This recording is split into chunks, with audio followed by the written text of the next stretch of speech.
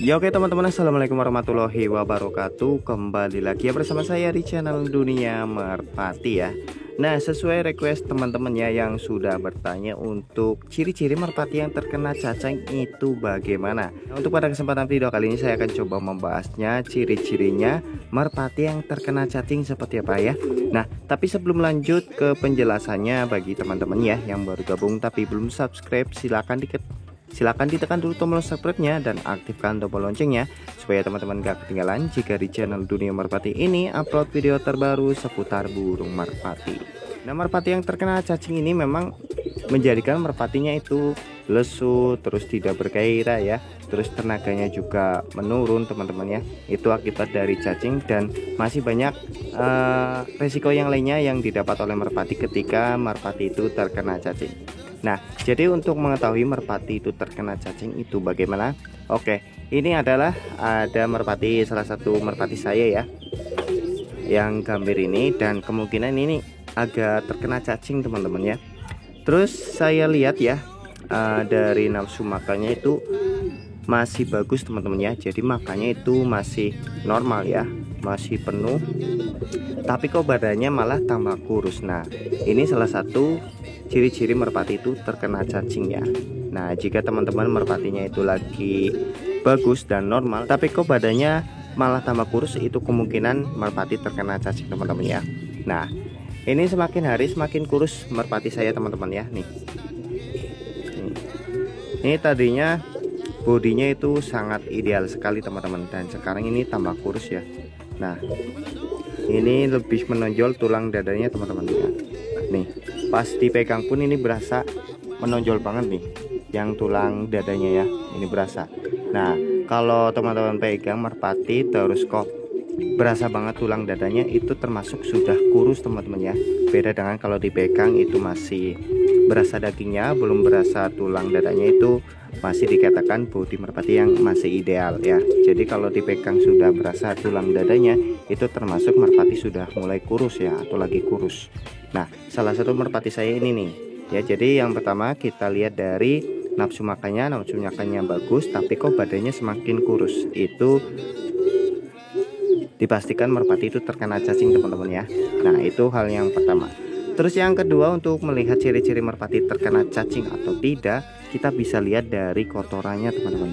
Nah, biasanya kalau merpati terkena cacing pada waktu pagi hari dan baru dikeluarin nih merpatinya, kan biasanya merpati itu langsung berak ya, langsung buang kotoran. Nah, teman-teman perhatikan tuh ada cacingnya atau enggak. Biasanya kalau merpati yang terkena cacing sudah parah, itu biasanya cacingnya ikut keluar teman-teman ya, biasanya seperti itu.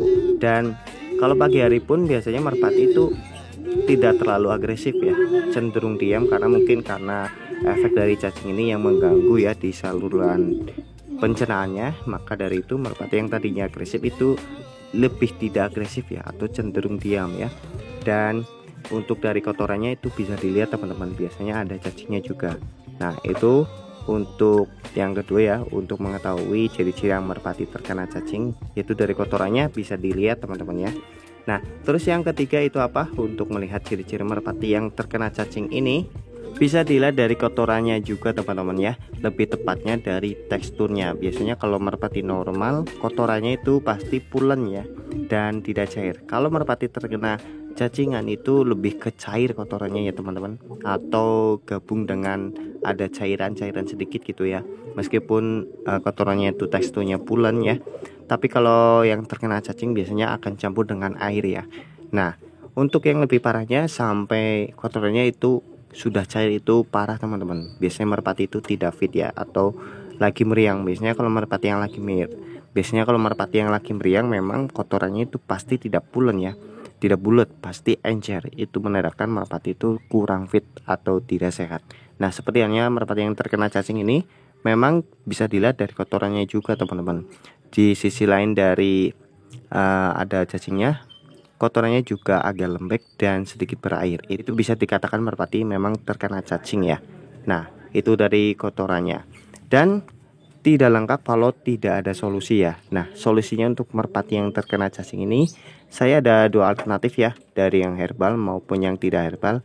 Untuk yang herbal sendiri saya biasa gunakan buah pinang ya. Nah, buah pinang Terus untuk cara penggunanya itu gimana? Untuk saya sendiri, saya potong ya paling segede biji jagung, ataupun langsung digeprek dan dibikin bulut-bulut segede biji jagung. Terus teman-teman lolokan kepada merpatinya. Dan untuk waktunya sendiri saya konsumsikan pada waktu sore hari teman-teman ya. Nah, saya kasih satu biji segede biji jagung ya, saya kasih segede biji jagung teman-teman ya. Jadi cukup satu suap.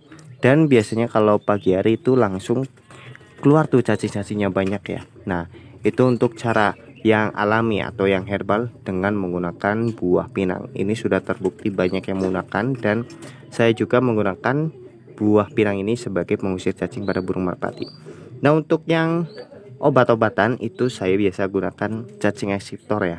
Nah, ini saya sudah gunakan dari beberapa tahun yang lalu. Memang sudah terbukti nih bisa mengeluarkan cacing dan membasmi cacing yang ada di saluran pencernaan ya. Nah, untuk obatnya sendiri murah teman-teman ya, harganya itu murah. Teman-teman bisa beli di warung-warung terdekat atau warung yang menyediakan pakan-pakan unggas atau sejenisnya, itu biasanya ada teman-teman, dan murah. Dan untuk penggunanya ini karena bentuknya itu bubuk ya teman-teman, langsung campurkan ke dalam air minum ya, biarkan merpati itu minum ya. Kalau nggak mau minum teman-teman bisa lolokan ke dalam mulutnya langsung, atau teteskan sekitar 3 tetesan atau 4 tetes teman-teman ya. Nah, itu untuk penggunaan cacing excitor ini jika merpati tidak mau meminumnya. Tapi kalau merpati bisa meminumnya, biasanya nggak usah untuk melakukan tetesan ini ya. Nah, untuk penggunanya sama waktunya ya, pada waktu sore hari, dan biasanya besok paginya juga ada cacing-cacing yang ikut keluar dengan kotorannya. Nah, itu untuk penggunaan cacing excitor ini.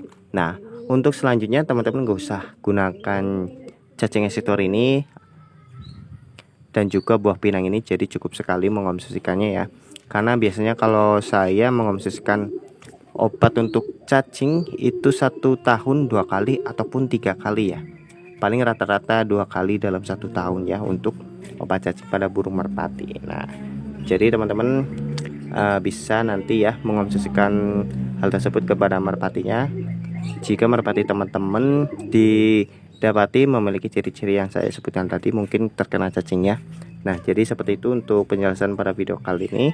Dan terima kasih yang sudah menonton sampai selesai, dan apabila ada kesalahan saya mohon maaf. Dan bagi teman-teman yang baru gabung tapi belum subscribe, silahkan ditekan dulu tombol subscribe-nya dan aktifkan tombol loncengnya supaya teman-teman gak ketinggalan jika di channel Dunia Merpati ini upload video terbaru seputar burung merpati. Dan saya akhiri saja, assalamualaikum warahmatullahi wabarakatuh.